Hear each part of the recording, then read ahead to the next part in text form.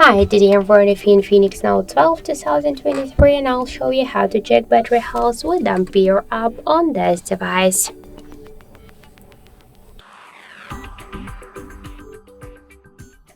So to get the Ampere application, we should first open the Play Store and in the search we'll enter the Ampere. So now we should just get this first application, that's why tap the install button and wait a couple of seconds.